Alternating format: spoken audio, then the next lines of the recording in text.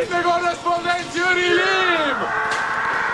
No ja päikesevarjutuse osas, nagu meil ikka, Jüri Liim, palun. Tere hommikust, top-kuulajad. Täna on siis 13. ja tänu taevale, et ei ole reede. Käsitleksin ainult välisteemasid. No siis ei saa meie asjamehed pahaseks. Valitsusmeeste närve aga tuleb hoida ikka rahva hüvanguks. Välismaale, seal Peipsi-taguses suures linnas juhtub nii mõndagi. Meil aga on muidugi ikka kõik asjad kenasti timmis. No kuigi kõlas Vysotski lahingulaul, räägin algatuseks Vahur sinu poolt ühest keerutatud laulus pajatatud võistlukündjatest, no tegelikult nende tööviljadest. Nii et jumala süütu teema nagu ka teised. Nüüd on siis nii, et Moskvas algab uus sõda. Sedapuhku kapsastega. Me peaks veel hästi mäletama stagnaaegseid hüüdlauseid. Pitva za urozai. No kuidas selle nüüd tõlkida? Pitva, see on siis lahing, lööming, saagi eest. Selliseid pitva sõdureid korjati kokku linnade ettevõtetest ja neid nimetati šehvideks. No olid lõbusad ajad. Venemaal elab see kõik ennast edasi. Hiljuti käsitleti Moskvas tulevast olukorda, vast isegi irvitades. Arvati, et vähemalt selle sõja organiseerimisega on võimudel võimalus silma paista.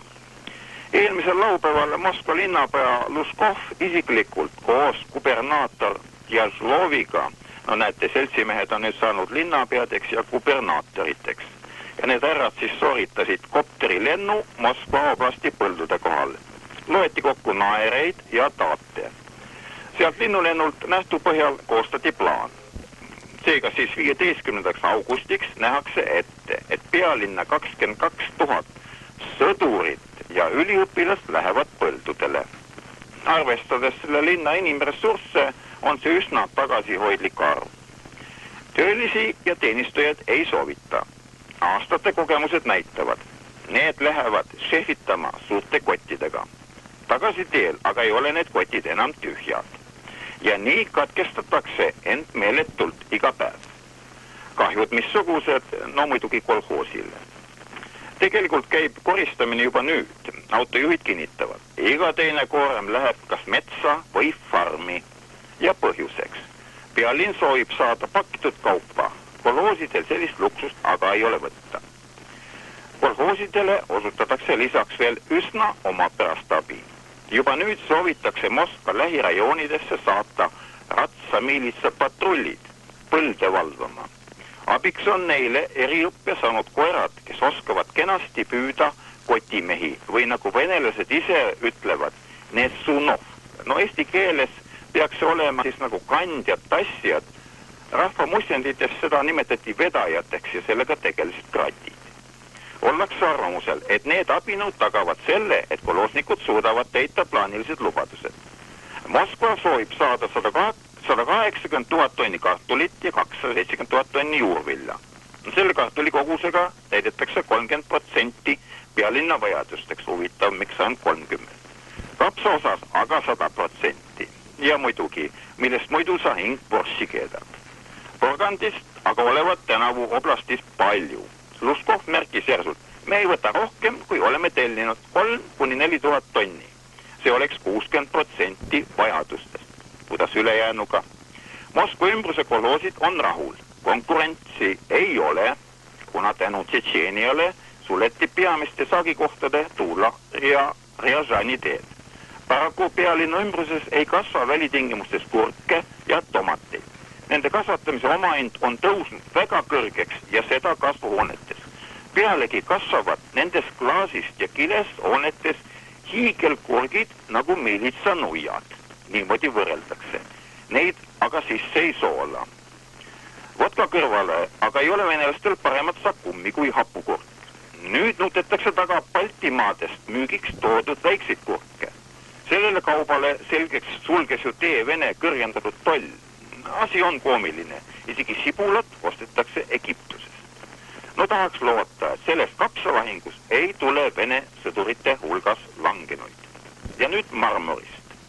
Vene kommunistid on jälle ärevuses. Pidavad hakatama rüüstama Leniniga seotud paiku, nimelt Sušenskojast. Seal oli inimkonna geenius pagenduses.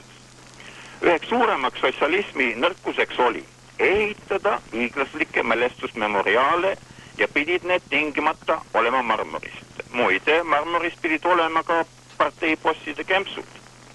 Marmorit kulus palju ja selle kaubaga on näpud põhjas. Urali leiukohad tühjad.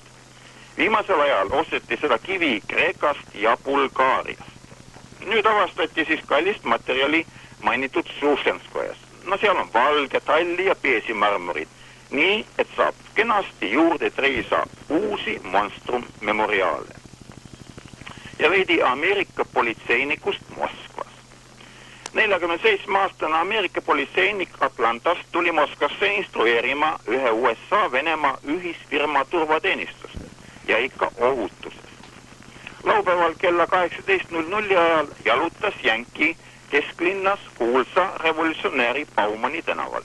Talle tulid vastu 4 joobnud norukit. Need ropult sõimates hakkasid temalt nõudma raha väljaladumist. Politseinik püüdis sõnade ja žestide abil selgeks teha, esitage palve uuesti ja inglise keeles. Üks norukitest sabas ilma inglise keeleta hämmingus Jänki rinnust kinni ja tõmbas särgi taskust rahakoti välja. Saagiks saadi 10 000 rubla. Tuleb välja, vaene Ameerika politseinik oli üsna vaene. Mööda sõitev militsapatrull nägi toimuvat ja tormas appi. Mõne pärast saadi 2 selli kätte, hiljem on võmmid hädas. Turvateenistuse spetsialist kadus ja vast tegi õieti. Ja nad ei saa talle raha tagastada. Nüüd on huvitav, milliseid õpetussõnu see spetsialist hakkab jagama firma turvateenistusele. Võib-olla oleks täna vaja olnud rääkida ka Eesti Vabariigi diplomaatiast, kuid ega see teema kuhugi kao, nagu ka meie võimekad diplomaadid. Küll sellest edaspidi. Head summerdamist, top noored.